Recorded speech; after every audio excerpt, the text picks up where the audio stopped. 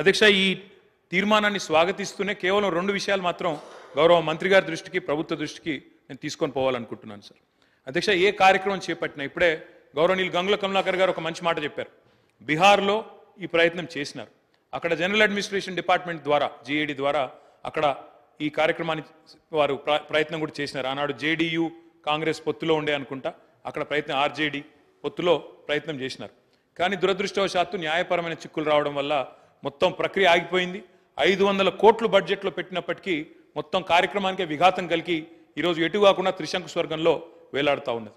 కాబట్టి నా విజ్ఞప్తి, మా అందరి విజ్ఞప్తి, మా పార్టీ తరఫున కూడా ప్రభుత్వానికి నేను చేసే విజ్ఞప్తి అధ్యక్ష, ఈ కార్యక్రమం ఫలవంతం కావాలి అంటే మీరు తదుపరి మీరు చెప్పిన బీసీ డిక్లరేషన్లోని ఆ అంశాలన్నీ కూడా అమలు కావాలని మనస్ఫూర్తిగా ఆశిస్తూ, ఆకాంక్షిస్తూ ఇది ఫలవంతం కావాలి అంటే ఒక పని చేయాలి అధ్యక్ష.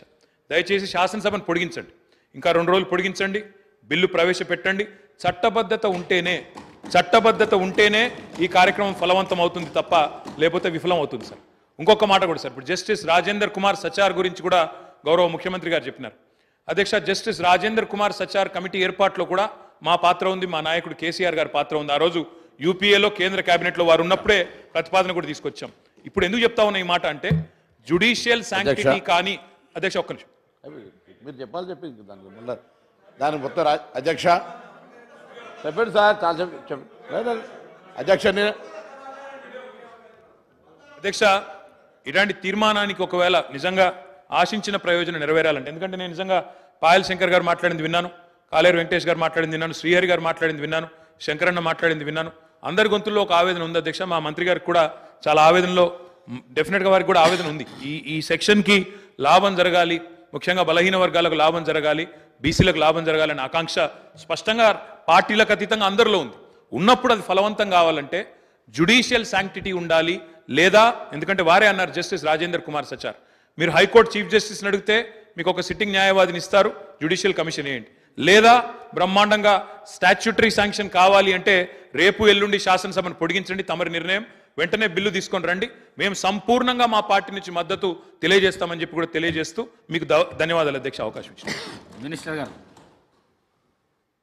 సార్, గౌరవ సభ్యులు గంగుల కమలాకర్ గారు, బీర్ల ఎలయ్య గారు, పాయల్ శంకర్ గారు, శంకరయ్య గారు, అక్బరుద్దీన్ గారు, వాకిలి శ్రీహార్ గారు, కూనంనేని సాంబశివరావు గారు, ఆది శ్రీనివాస్ గారు, కాలేరు వెంకటేశ్వర గారు, అదేవిధంగా కేటీ రామారావు గారు మాట్లాడిన దానికి సంబంధించి ప్రప్రథమంగా ముందు ఈరోజు